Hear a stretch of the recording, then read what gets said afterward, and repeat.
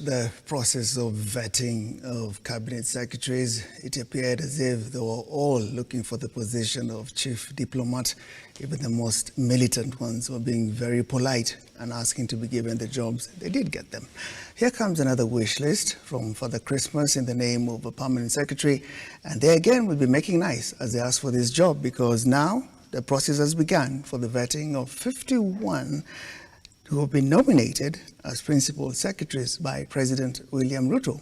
Appearing before the Finance Committee, the National Treasury Permanent Secretary nominee, Chris Chepto, told the committee that if approved, he will broaden the tax base and ensure that everybody is on board.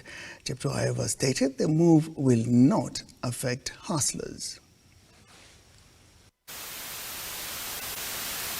4 different committees of the National Assembly kick-started the process of vetting President William Ruto's 51 nominees to the position of principal secretaries as the 11 candidates appeared one by one.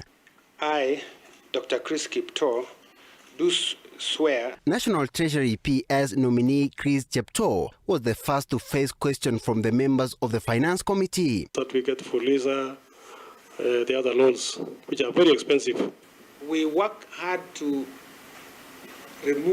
try and retire this expensive loan from commercial sources. I think that would be our priority, because it will help us in terms of managing our debt.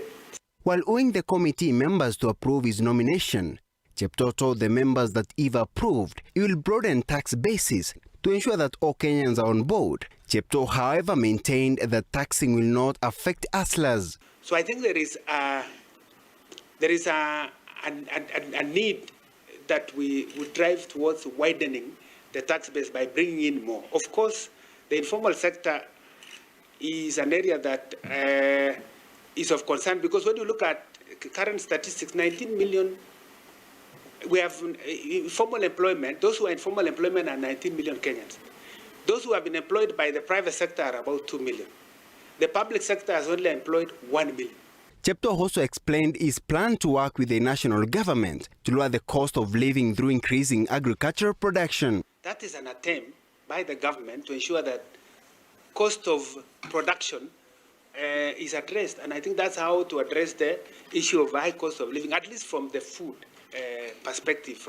But from petroleum, what I'm just saying is that from where I sit, I don't see a possibility that we can do any subsidy around fuel.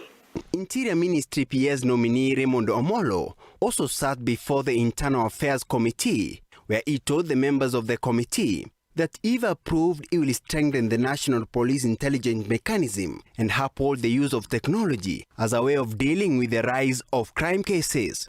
The aspect of population is very important in planning. I wish to know. The CS nominee for economic planning, Dr. James Mohati, also was among the PSs who showed up. What's your current income? My current income, I earn a gross of 690,000.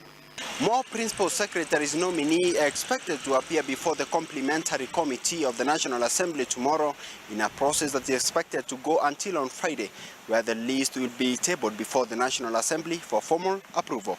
Reporting for Look Up TV from the parliamentary buildings in Nairobi, my name is Shadrach Gareria.